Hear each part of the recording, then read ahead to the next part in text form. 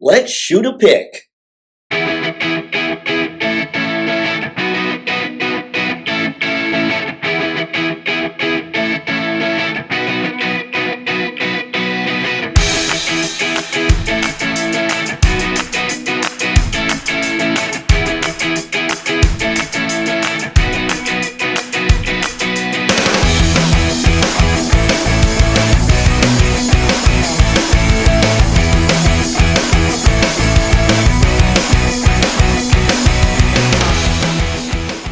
Step 1, pick up sticks.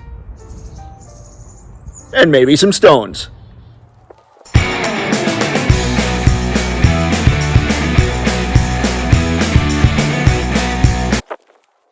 Step 2, we talk about the stuff I'm using for the shot, or at least the stuff I'm ready to use for the shot if needed. 1, we've got, let's just talk about this, a piece of felt back there because I don't have anything fancy for the background, so it's just a nice piece of black felt. We've got 2 Neewer lights that I can use gels in depending on the setting, and the gels are blue, red, and yellow. It's going to kind of be a chill picture, so I'm thinking I'll be using the blue if I need any at all. I might just leave it white. We, of course, have the SH Figuarts Grogu, the Star Wars Black Series Grogu, and a Black Series Yoda there, ready to chill. We also have the Black Series Grogu's little frog that I'll probably end up using in this shot. And of course, we have the Batman Forever cup that might be used to hold up my phone for an additional light source. We have the iPad for the best nightlight app, because that might be needed for a light source.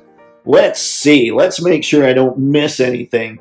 Oh yeah, we've got the black poster board here that I just folded so it would keep out that light from next door. Or from outside. Don't want that. We want to control as much light as possible. And then we have this Star Wars light from Paladone that I'll end up using. I know I'll end up using this and the Yodas because, hey, it's Star Wars Day. Now, let's get to that setup. Setup complete.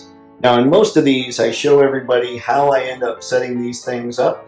But this one was a little more frustrating, and when it comes to these figures, there was a lot less articulation to worry about, so it's not like you could do much posing-wise.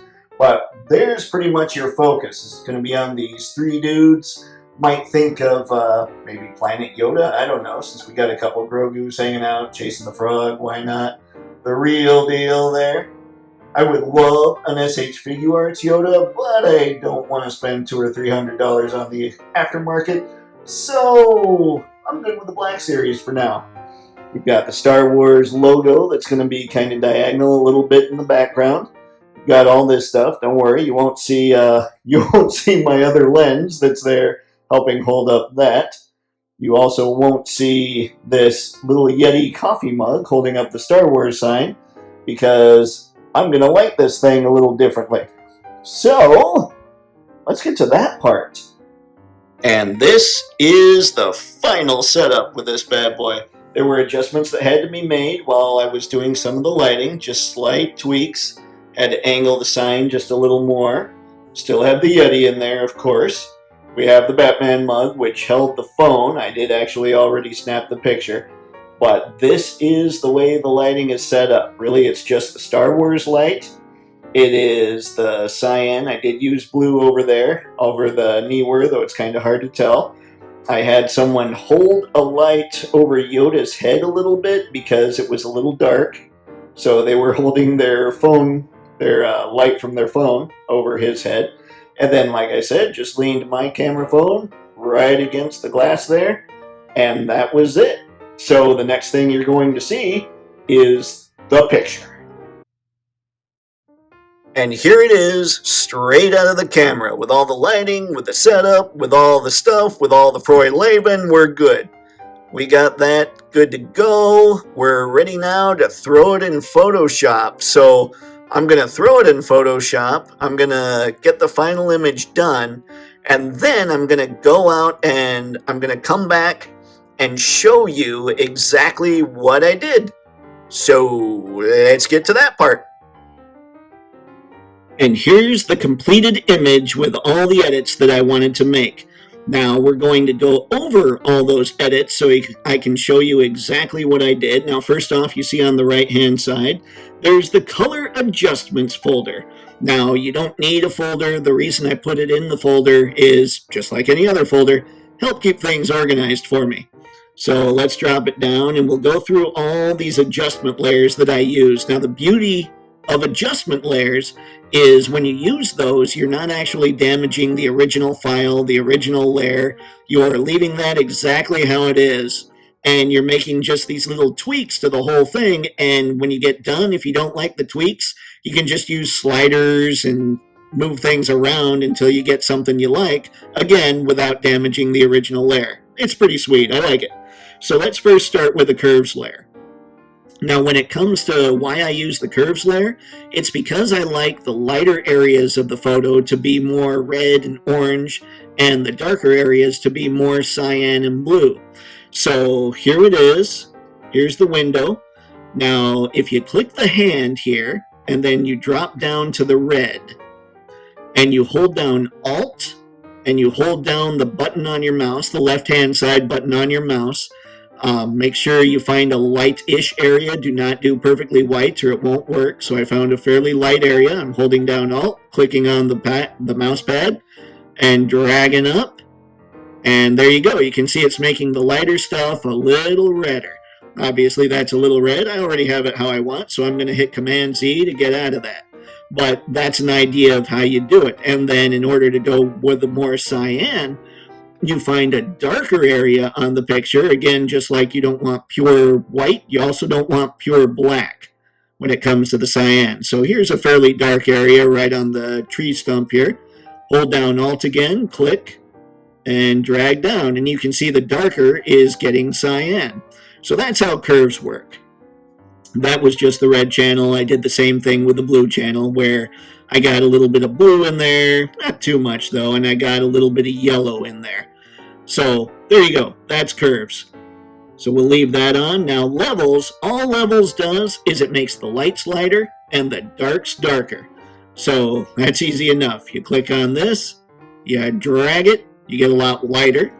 Command-Z to get rid of that. You drag it this way, you get a lot darker. Command-Z to get rid of that. And if you grab the one in the middle, you kind of make the grays, like the more mid-tones, a little lighter and a little darker.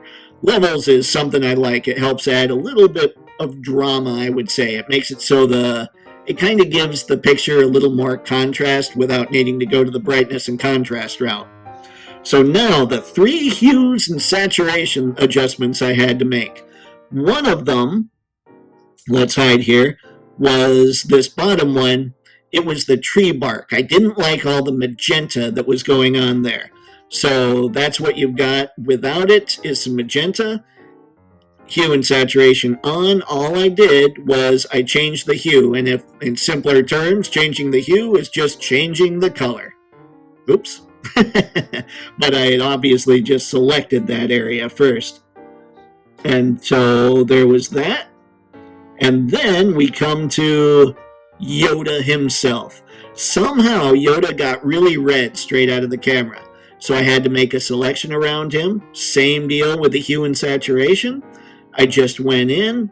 I went to the yellows.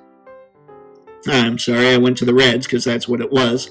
And I made it, just moved it over so it would change a little bit of color to that yellower color. And then I adjusted the saturation so it would go a little more saturated. Obviously, I don't have that saturated. So Command-Z again. There was that. And then the next hue and saturation layer I used was Yoda's face. You can see right here it looks a little more yellow. Before, it had a little more of that red going on. So I did the same thing with the hue saturation there. And then I went with a little bit of a gray color fill. Very dark gray. And what I did was I went with that dark gray, and then I made it, oops, I gotta find the right layer here, and then I made it a multiplied layer, which just helps make a lot of the darks, it lets the darks get a little darker again, a little bit. I'm not very great at explaining multiply, don't judge. But something else I did here was I dragged the white over. And what dragging this white over does from the underlying layer is it makes sure that the color fill layer isn't going to affect the lighter areas underneath it. So because I did that, that's why you're seeing a lot of the light stuff and it's not all so dark. So you drag that and you see things get a little lighter, all kinds of good stuff like that.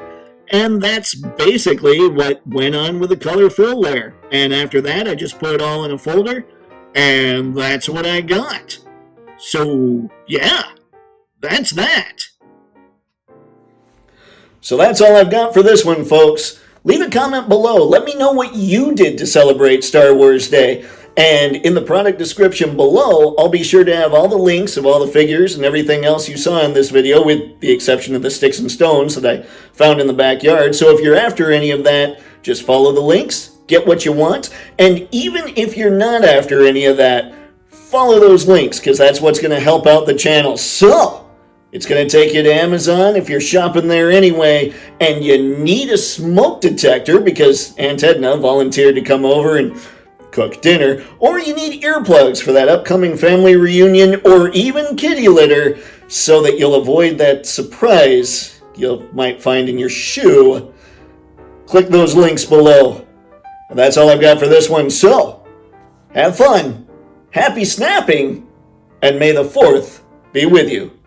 See ya.